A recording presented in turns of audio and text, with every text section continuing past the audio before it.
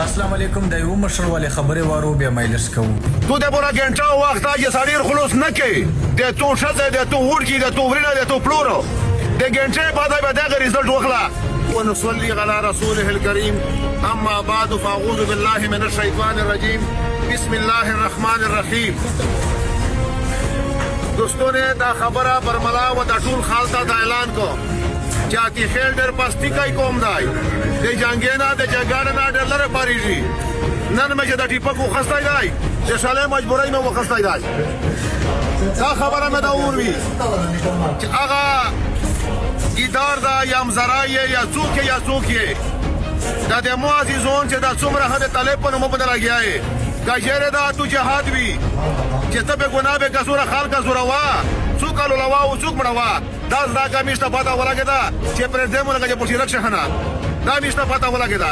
خدای اعلان مې دا ټول وروي چې څومره هده طالب په جمعه کې د مو څنګه دای پښتمینه باندې خلاص نه یې دا وروا تو د پورا ګنټه وخت یې سړی خلاص نه کوي دا وروا چې څومره د مو د جهاد په نوم باندې لګیا یې او د مو د خورې یې د تو شته د تو ورکی د تو ورینه د تو پلورو د ګنټه بعد به دا رزلټ وخلا چې کا چیرته هوي ای مرزای مې دا ور ودا اعلان چې کا چیرې خامخا بیا تو تا بوا چې دې پګر نه خاتو نه کې میشه پایوار باندې غوړ مړ شي ویلې چې د مو د شته کی ذکر د مو د شته کی ذکر ته خو د مکان له غلا جهاد کې دا غیرت ته ورحیا تمہارا ډم یا ډم کته ډم نه وای ته د خیر وای کی ذکر دا خبره یو دا وسوتا چې عزت به خراب کوي عزت او عزت مې له ګوتې وړلې د موشه سره په وړل کې ذکر او ته دا خپل څه پښتنه وکا چې زه به دا سره کیما مال کو دا لول غره تا ورته کا ګنټا ټیم دټو دا تا ورته کا می خون وکفي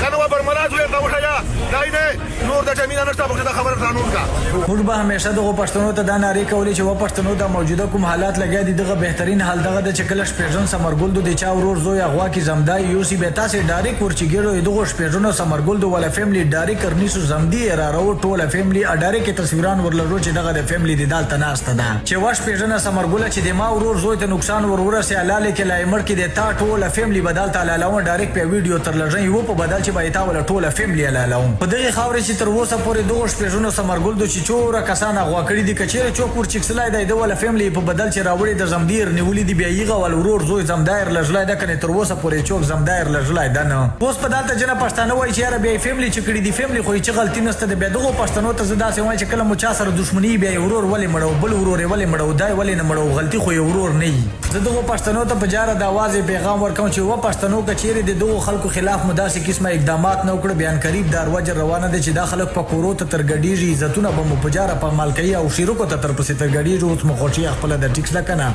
والسلام